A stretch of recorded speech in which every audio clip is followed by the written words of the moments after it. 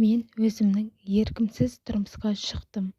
Жасым 34-тен асқанда айналамдағы адамдардың сөзі күйзеліске түсірді. Сондай сәтте күйеуіммен таныстым. Ұнамады. Бірақ ол қоңырау шалып күнде хал-жағдайымды сұрауды тоқтатпады. Bir күні құрбым, тұрмысқа шығып көрсей, болмаса кейін ажырасып кете саласың.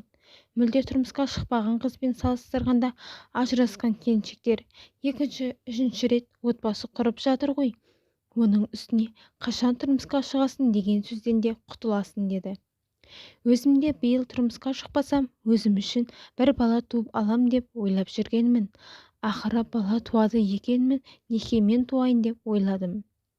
Осындай ниетпен сөзімсіз тұрмысқа шыққан едім.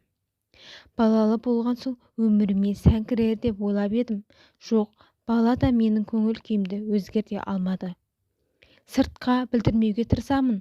Анама бәрі жақсы деймін. Бірақ іштей өзімді жазғырам. Риясыз күле алмаймын. Бұрын қандай едім? Болмашыға қуанып, бал бұлжанып, жұмысыма асығып, демалыс күндері де ерте тұрып серуендеп, үйде отырмайтынмын. Ал тұрмысқа шыққалы үйден шыққым келмейді. Ешкіммен сөйлескім келмейді. Күнде неге өмірің немқұрайлы қарадың? Сүймеген адаммен өмір бойы енді бірге тұрасың ба деп өз-өзіме ұрсамын. Ажырасайын десем, күйеуімнің өмірін ойлаймын. Оның түк жазығы жоқ. Қолынан келгенше жұмысын істеп, көңіліме қарап, жағдайымды жасап жүр.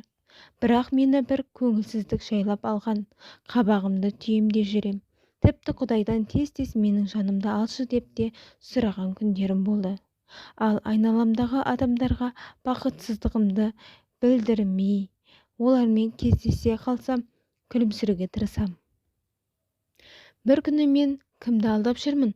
Күліп жүрсем де, мұңайсам да, өмірім өтіп жатыр. Мен бақытсыздығымда, бақытымда ешкімге қызық емес. Күйеуі жоқта, баласы жоқта, ауруда бәрі бақытты болуға ұмтылып жүрген жоқ па? Неге мен өлімге асығып жатырмын? Неге қолымдағы бармен бақыт жасап алмасқа? Осындай сұрақтар ойлап санамнан кетпей қойды. Өткенді өзгерте алмайтынымды, бірақ алдағы өмірімді өзгертуге болатынын ұққан күні айнаға қарап, мен бақытты болам деп уәде бердім. Өйткені ешкім келіп бақытты етпейтінін, әркім өзін бақытты ететінін түсіндім. Шүкір, күйеуім арақ пен темекіден аулақ, абьюзер емес.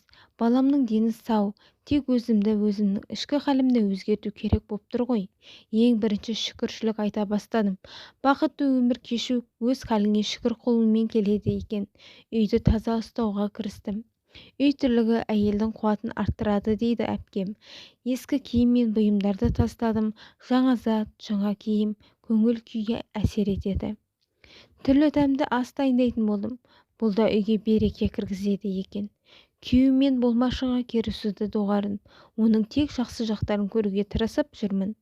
Ата-аналарымыз бақыттың шыңы үйдегі бірлік пен махаббатта, жылы сөздермен қолдау көрсетуде. Әр адам үшін ең басты байлық бұл отбасы мен үйіндегі бақыт деп бекерге айтпаған екен.